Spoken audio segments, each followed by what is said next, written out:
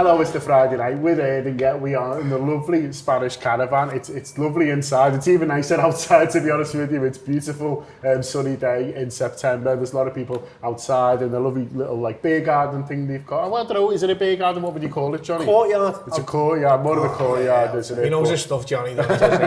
He knows outside drinking. But there's people enjoying that outside, but we're going to come in here, have one of them, probably go and join them outside. And I've got Johnny Milburn, I've got Kev Walsh, and I've also got Damian Kavanagh, and we were going to talk about Salah, and we'll still talk about Mo Salah, but the news has just come out that it'd be nice to react to the Mo Salah, not Mo Salah, Virgil van Dijk. No, Salah hasn't gone, has he?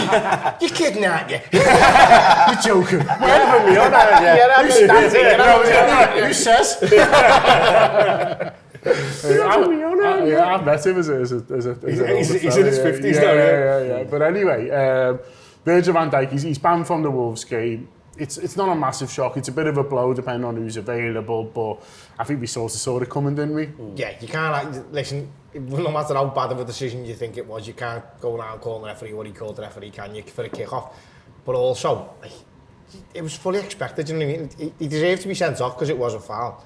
And then to act like that, I'm not even sure why it's taking so long to get to this point. They should have just gone to him as soon as he walked off the pitch. It's another game, that, you know, in our bed, and then just left it there. There was no need for it to be dragging on this far, and it's a bit of a nightmare when you look forward and think, well, not a nightmare, actually, that's probably overstating it a little bit, but tell you what, it'd be nice to have him there for a tough away game, 12:30, bit of a coupon buster. They're not in the best of form, but I'd rather have him there than not. Yeah. It's one of those, Johnny, where, you know, if you want to sort of, you know, if you put your Liverpool hat on, you're like, well, just people swear at refs all the time and stuff like that. You know, it does feel like sometimes, as I say, with your Liverpool maybe red tinted glasses on, you know, it's another one where, you know, like the McAllister Buchan, that you see it and then suddenly you're seeing 5 or 6 people. Was it that bad? There's also, I think, a thing around VAR where I think people are just staying on the pitch a bit longer because they're waiting to see what the VAR says, and so I think that needs to be taken into account a little bit, that he's saying, oh, it took him ages to go off, but I think you will see players do that, you know, hang on the pitch. Well, not every other club's got Evertonian lip readers helping it. helping the Premier League. Like, some of them knew what he'd said before he'd said it. but I don't know whether anyone saw in the week, there was, they did Howard Webb with Michael Owen reviewing some of the things, and you could hear him say, they reviewed that incident actually, and you could hear very, very clearly the saying, if this isn't offside, you're going. Yeah. And so, like, he almost had permission to stay on from the referee that little bit longer. So, but yeah, he called him a cheat, didn't I? I didn't actually hear what he called him. I think there might be another C word, We're sponsored by Erdinger, so we don't want to say it. I've just been over there on our I'm sorry, fair play. But, no, I think he'd get in more trouble with that, but he called it a fucking joke, basically, then he put the decision, and there's a bit of talk that he called the ref a fucking joke, but he actually, you can hear him say that as in the decision, which is that harsh, but then he is maybe aggressive, and I know, we all know they're trying to crack down on it. And the unfortunate thing is, I can live with this if they can just be consistent, and even in that same game, there were other incidents of people giving abuse to the ref, people doing the card thing, which was supposed to be clamping down on. It's funny that card thing lasted for 45 minutes for us against Chelsea, and then the rest, they just chipped it off for everyone else, didn't it? Yeah, it was mad, that. So like, you can live with all of these decisions if it's even-handed, but it just doesn't feel quite like it is completely even-handed, and I think, I like the idea we respect the referee. I like the idea that there's good discipline around these things. I like almost the old like cricket thing. You just walk when you're off. Do you know what I mean? You kind of the sporting thing. I get all those things, but we don't live in that universe. And I'm not 100% convinced that unless they're prepared to back this decision up every single time it occurs, this will just be one of those things that in the second half of the season, the same thing could happen, and there'll be no consequence for it. That's where I agree with. Entirely. If that was consistent and applied all the time, then this type of behaviour would go away. 100%. Managers would make it go away. Fans would because you'd be in the changes and your mates would be saying, you know, you shouldn't. You say that, but I'd say that, but I haven't finished yet because I must say this.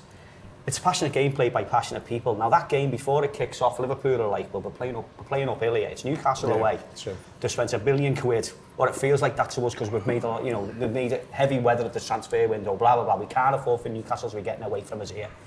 I like the way you contextualise it by the fact that with VAR and also if it's not offside, you go, and so there's a thing to be on the pitch. So it's he kind of got a bit unlucky in the fact that, you know, okay, he shouldn't have used the words, and it's one of those things, isn't it, where if they nick you because you've said it, you're done. Yeah. Now, the fact that 8 out of 10 times someone else gets away with it, that's good bully for them. Do you know what I mean? And it's horrible, and that's what I'm saying, in the consistency's in it. But at the end of it all, he's the captain of Liverpool FC. He's been round the block, he's seen it, he's done it before, and whatever have you. And one of the things that we love about him is he's ice cool. He's allowed to be human and all that, but he lost it in the moment. I still am undecided about whether it should be a sending off or not, but you've got to put that to one side. Do you mean whether the foul was a sending off? Yeah, well, whether it was. Now, I'm prepared to accept it was. I think it was. I'm prepared to accept it was, but also, I'm also to say, I've seen them where it's sort of, you kind of get away with it. It's in that area. Can I just add one bit of context to it? Do you know, if he lets him go in the box, he does the same tackle in the penalty area. He doesn't get sent off. I know, but he gets a penalty though. Yeah. So I agree with the rule. I think, because I slightly disagree with everyone. And I think I might be the voice of reason, but that doesn't seem right to scratch it. But like, for me, it's 100% sending off, and I don't disagree. And I also think he acted. I thought he was out of order. You know what I mean? Like, he's made it. I think much like Jordan this week, he's made it sit for himself, and then we've all done it. You've seen me do it fucking loads of times, where you back yourself and then you go, oh, I might be wrong here, but I've gone too far. And I think that's what he's done. And when he's walking off the pitch, giving it to the fourth official and all that, I think that's probably the point where they've gone, you're out of order. You can give it to the referee, but once you've had that 50-yard walk to the side of the pitch, you've got to cool off. It's like when I have the 50-yard walk away from the pool and you come and say, come on, Kev, you're going to come and say sorry now, and I go, yeah, I'm sorry, Jim. but we're all this... You've never done that. as contentious as it might be, and you can make a case side, where it lands on the side of the fence that you're talking about, which I do have to agree with you, is... in this day and age, where there's all kinds of camera angles and this and that, and you've got to look at it, you know, the managers on the sidelines, the substitutes before a free kick, the players are doing all this. You just can't get away with nothing, right? And you do want a captain to be a leader, you do want him to back yourself, but you do also know, it's in the laws, it's in the directive, you can't do that. And so if you're in the unlucky percentage what gets nicked for it, then unlucky. But if you give the officials an opportunity to do it, then it is on you. Once you're over a certain age, and he said he's unfortunate. I think it's a close call. But I still don't know what he said. I know you don't want to say what he said, but what I read on social media that he said was like he called him a cheat and all this kind of stuff. No, you can't. If you call someone a cheat, that's and that's why I'm thinking fair play. Like 3 or 4 but if he said this is a joke, or fucking joke, he called it. I think it was something else. That's Yeah. So, was the Germans all right with that word? Or the Americans don't like it, so we'll leave it for the American viewers. Yeah, everyone knows it. But you know what I mean? I don't see the language. I don't think the referees see the language is a problem either. Like every game. It's more like how you're acting and your mannerisms. Yeah, that referee will get told to fuck off 50 times a game, I reckon, minimum. And it wouldn't surprise me if every referee in the Premier League just turns around and says, "No, you fuck off." Like, or like, you hear it all. My uncle was a referee, and he used to say, like, someone would have a go at me and like proper nail me, and he'd just turn around and say, "Not my fault, you're fucking shite. Now go away." Do you know what I mean? So referees have to have like a relationship with the players on the pitch. By the way. It is, isn't it? But there's Premier League referees who will have said, "Not my fault, you're playing shit, lad. Now go away." And I think the players appreciate that. Van Dijk has just got, in my opinion, right, Van Dijk's just got himself to a situation and he knows it's a red card because he knows 3 years ago he doesn't make that tackle or he makes it and gets the ball. And listen, it's not miles. It's not like, oh, that's the signal. He's finished. It's just he's thinking, oh, I shouldn't have given that away. Yeah, he's just got the wrong side. Yeah. So now he feels bad about that part. Then he's sent off, so he feels like a tick because there's 50,000 people buzzing off him. And he cannot, it's on the telly. I think he's just lost his head. He's made a bit of a tit for himself with the way he's acted with the referees. And listen, that 1 game ban, I think is fair.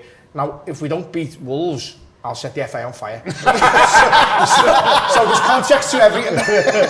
Hopefully that's after the 5-minute free bit I've got it, so we can go, hey, whoa. Evertonians living.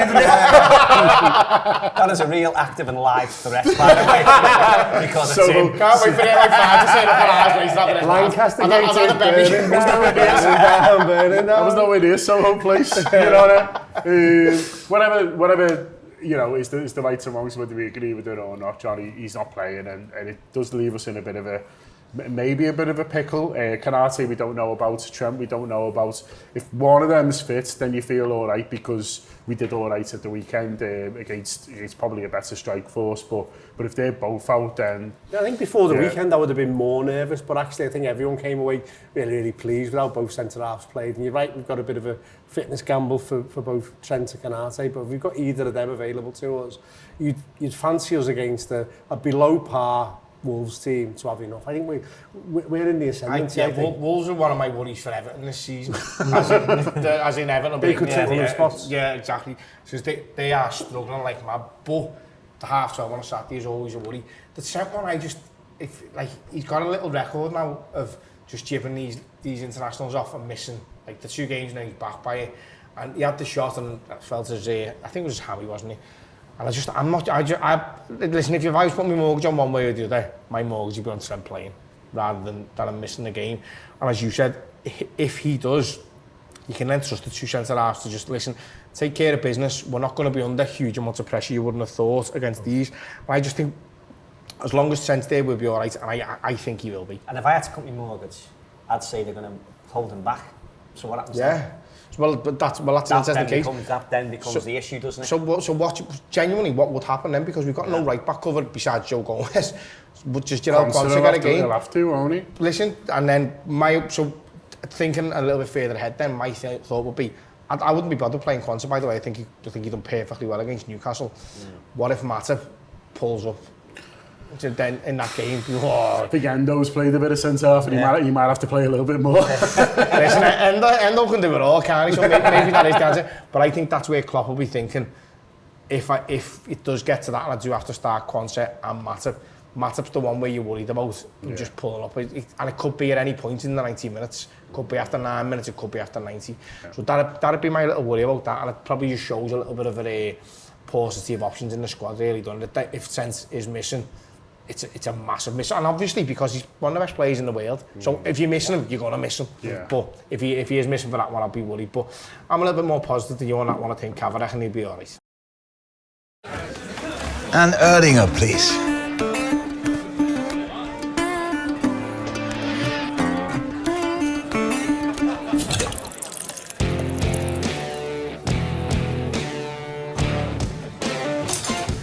Stop! Don't forget the best bit.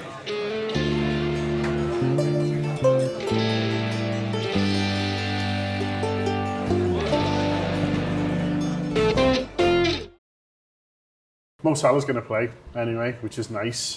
Despite Richard Keys assured me he was going. So Richard Keys doesn't know about footy, lad. He was lining up waiting for the apologies. Did you see Damian? I did see that actually. What a blade. Yes, he is. Just, it's just a punch and Judy thing, of a lot of football media, Do you think they've been, because there was a lot of people absolutely certain he was going, he wasn't the only one to go. I think he went most on a limb, online, but Jan Fjortoff was pretty certain it was going to happen. I wonder if they were getting encouragement from somewhere, or being briefed from somewhere that made them feel a bit more certain. There's not like people who really want to believe something. Carried away. I think that's part of it. It would be people who don't necessarily like our football team. Not even just that, you'd be remiss to think that if the Saudis are doing all this work to get players, and these cost like hundreds of millions and billions when you combine them, like the relative pittance they've got to throw to these online influencers like Jan Fjortoff. Listen, he's been good with saying other things, but it's surely not going to take much to get him to go, actually, yeah, he is coming. And my mates told me that, but also my mates flying me out to Dubai there for a little couple. It's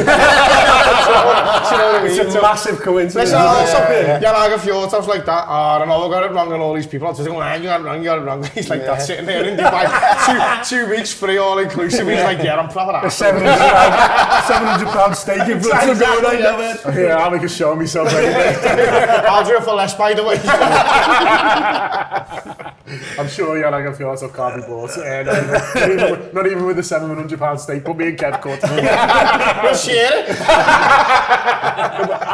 And going back to the Salah point, John, I think the serious point about Salah is that, I think had the offer come in July or something like that, then I think there may well have been a way that there could have been a set of circumstances where it came off. No, Salah's not really said anything about him wanting to go, and he's obviously an important component in this. But I just don't think they ever gave Liverpool an out. So for Liverpool to have taken any amount of money, they would have been painting themselves into a corner and going, well, we're giving up on the league this season, or we're possibly giving up on Champions League. And very, very quickly, whatever they got 200 million for him becomes small beer when you haven't got Champions League money next year, and you've got to spend money to replace. Yeah, every player you've got the Salah tax on top. Yeah, well, but you've also got the circumstance. Well, who are you going to buy in January? What it does for team morale, what it does for fan morale, what it does for the brand of Liverpool Football Club. I just don't think that it's as straightforward as everyone was thinking about it from just a pure numbers point of view. But from a point of view of just prepping for the next bid and the next bid and the next bid. Because how many fans have you spoken to in the last week who've gone, 200 million, you can't not sell. Yeah. Like, there's loads, isn't it? It's small by time, isn't it? Exactly. So we've started off the I don't know, the procedure, the whatever's happening now. And then in 9 months' time, I wouldn't mind, like, you'd probably be able to clip this Friday show and then the Friday show in 9 months' time, just as the season finishes, and everyone around say, well, we all know Salah's going to Saudi this month, don't we, or this transfer window. And that's very much probably what the Saudis want to happen, isn't it? Come in now with a crazy offer, 200 million is mad, but with no time to do it. So they probably know it isn't going to happen, but say you look anyway. But now, it's already a little earworm and everyone, and before you know it, it's built and built and built and built and built, and then by Christmas, we might keep him in January, but it's like, yeah, we've kept him there, but there's just no chance we have him next season, because he's only got 12 months left on his deal. If you were a conspiracy theorist, do you even think FSG were involved? Say, listen, you've got no chance here. Absolutely none. I like your thinking, fuck FSG. Yeah. I know that's where you're at, right? But if you think about it, there is a world where an offer for 200 million quid makes sense for Mo.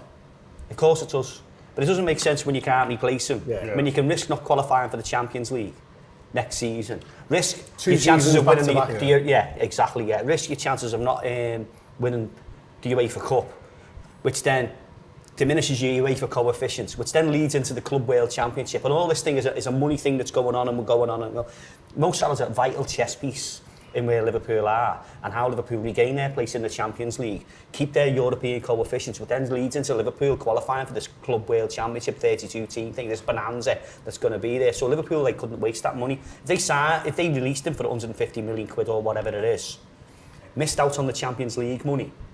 You've got to replace him with someone who's going to be guaranteed to do all the stuff that he does.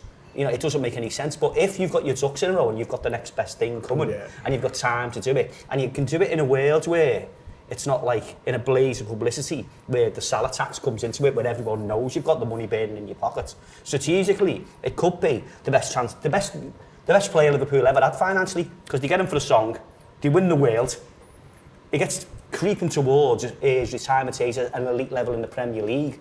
For the position that he plays in, and they get a shitload of money for him. That's the greatest deal in history, but it isn't. It isn't yesterday. It isn't 48 hours before the end of the window closes. And the other worry I would have is, what message does it say to the other elite players in the squad? What does it say to Alisson Becker? They say it's over, yeah. You basically say it's over, yeah. It's not another competitive season. Yeah. So then you lose other good players. So I think they've done. I think FSG come out of this all right, because they get to at least act like the strong man and say we said no to this, when actually they didn't really have an option to say yes. It won't surprise me if they say, I don't mind you saying it, so we can be seen to be saying no to it, because it's next year. No Salah leave next year.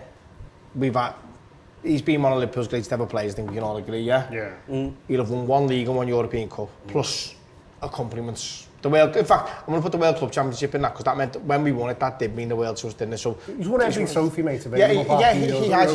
But he's been at Liverpool.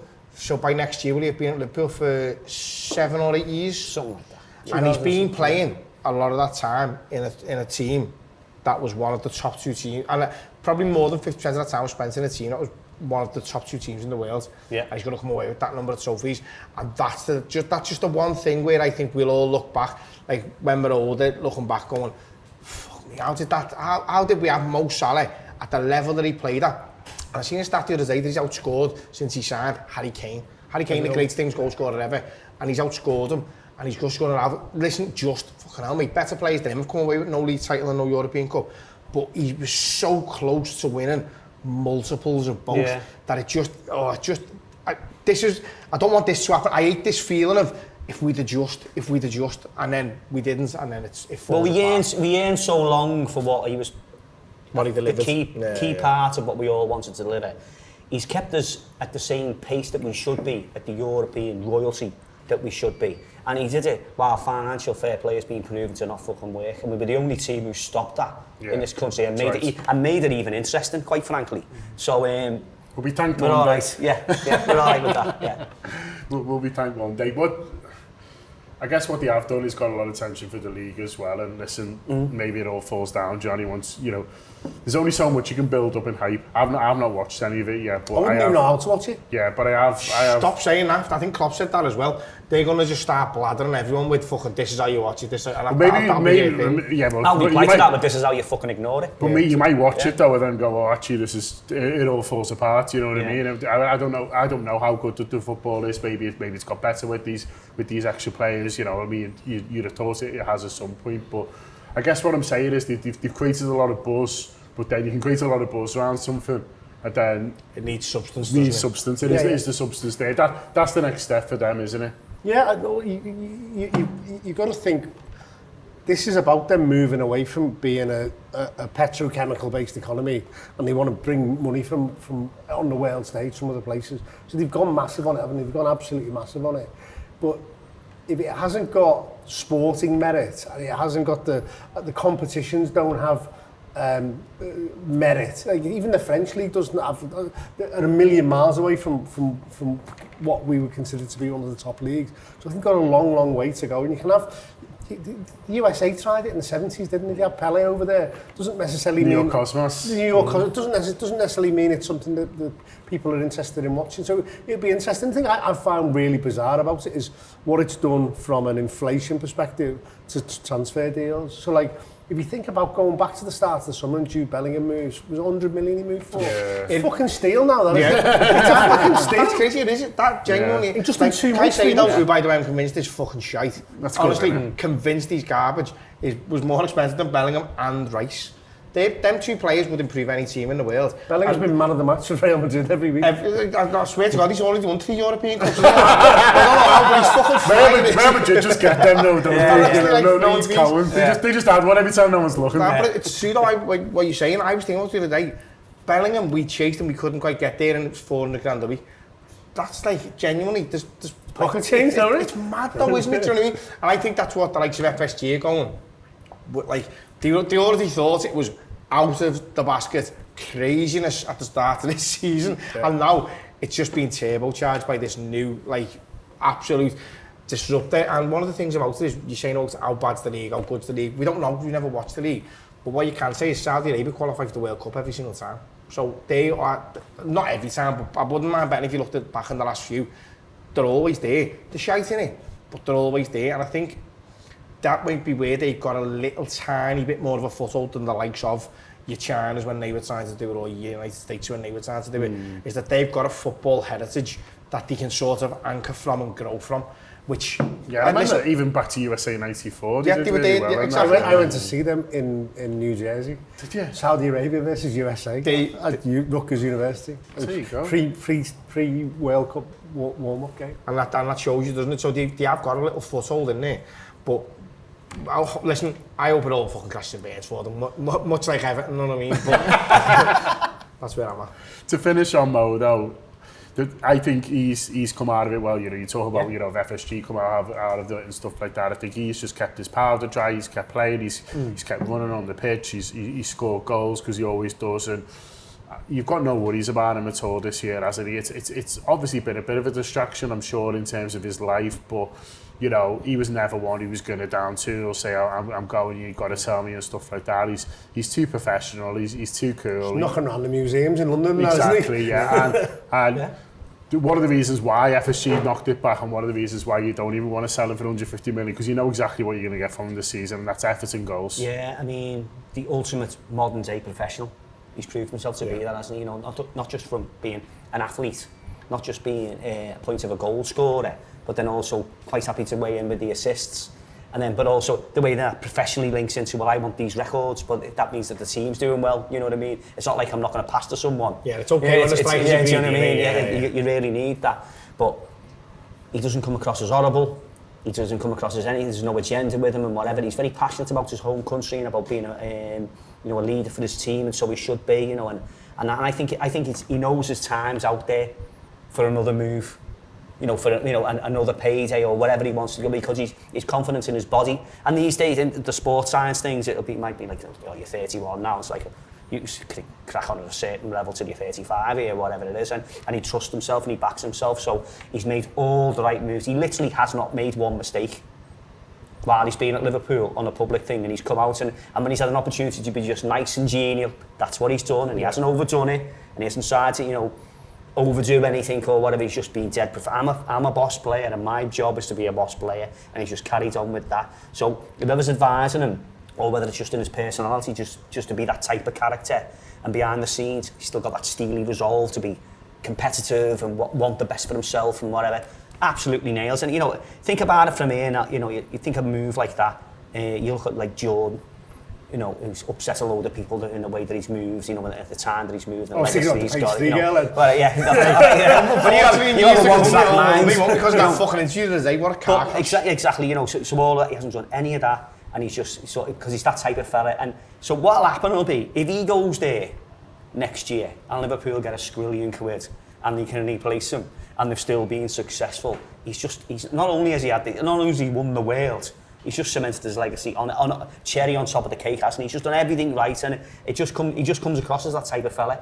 It's nice to believe sometimes that professionals, they could never be living in the same world as you. They're not going to queue up for tickets. They're not going to have a problem with Liverpool's fucking glitch system on the member tickets or not. Like, they're not going to live in that world. To be fair, but they're just sound. You say we don't live in the same world, but both me and Mo Salah were driving down Queen's Drive after the game. He was just in a McLaren sports car.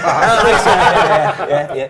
But I know we're kind of resigning ourselves from going next year. I'm not resigning myself, no. And I think we've got to be careful about that language, because what I'm saying is if he goes. If he goes. But I know you're saying... This is what the Saudis want, isn't it? People like us talking on something like this starts off the discourse, and then... I still think he wants Liverpool's goal scoring records. We haven't even been paid. Take me to Dubai and I'll say it. If you think about the league, if we get lucky with injuries and we can keep our defence intact, sorry about that.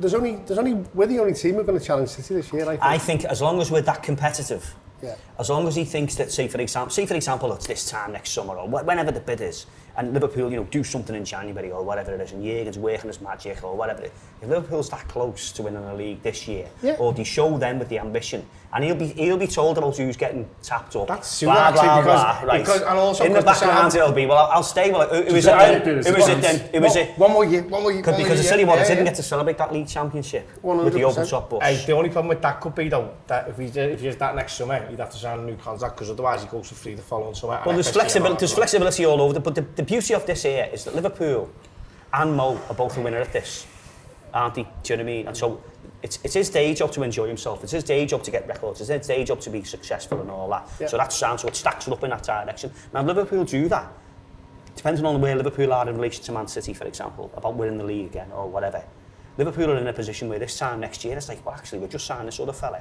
We went that close last year, or we did it last year, or whatever. Yeah, it's worth another year. Or if it isn't, I tell you what, the missing bit is we need £200 million to make sure it happens. I'll tell you what, we've got it. So back in the Champions League, playing in this World Cup Championship, but he wants to be playing competitive football at the top. I think that's the key. I think that's a driver, because I think he comes across to me, and I don't know the fella, do I? But it comes across to me that he's ultra competitive and he wants serious records. Yeah. And he wants to be known as someone who played at a serious level and can be ranked alongside whoever you want to talk about, whether it's Messi, Ronaldo, whatever. He wants to be ranked alongside. Now, you can only do that if you're playing in the big league. You can only say that if you're doing it in the big cup. Okay, but having a gap year this year, right, in a European Cup, and we're all going to Dublin, right, happy days, right, but we better be back in the big cup next year. He could go to Saudi when he's 36 and do what... That's the point. Neymar, do what all these other fellas are doing, and he's 36 when he's finished. Yeah. He's a million miles away from being finished. Agreed. Jordan Henderson's might be finished. Fabinho might not quite be finished, but he could also... He's finished. They're playing their time in football. and they'll get loads of tank, they'll be absolutely sound with it. Mo Salah's a million miles away from them in terms of a career arc. And I think they could offer him another contract, another 2 or 3 years on the end of his contract. Let him see that out when he's 35, 36. Go and make $500 million, go and play in the sandpit. If the money's still around, they might have changed the focus by then. Do you know what I mean? But he's come out of it great. I think Liverpool have come out of it well. I think we were very worried very much earlier in the transfer window, weren't we, about where Liverpool were up to? Because we've been shit at the transfer window. Exactly, we have been, and we kind of got there in the end, and it felt like, and I know it wasn't, but it felt a little bit like default, a little bit really. We got 2 good decisions made early, and then after that sort of stumbled towards the line.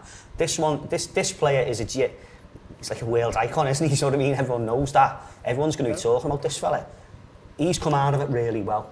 I think his professionalism, like you say there, that Liverpool are quite happy to keep hold of him, because he's going to try every week. He's not going to sulk, he's not going to down tools. Yeah, I think we're in a boss place with him. It's worked out as well as it could do. Worked out as well as it could do. We'll get to watch him next season anyway. Thanks a lot again to Spanish Caravan for hosting us for Erdinger. Hope you've enjoyed. Have a lovely weekend, whatever you choose to do, without the Reds.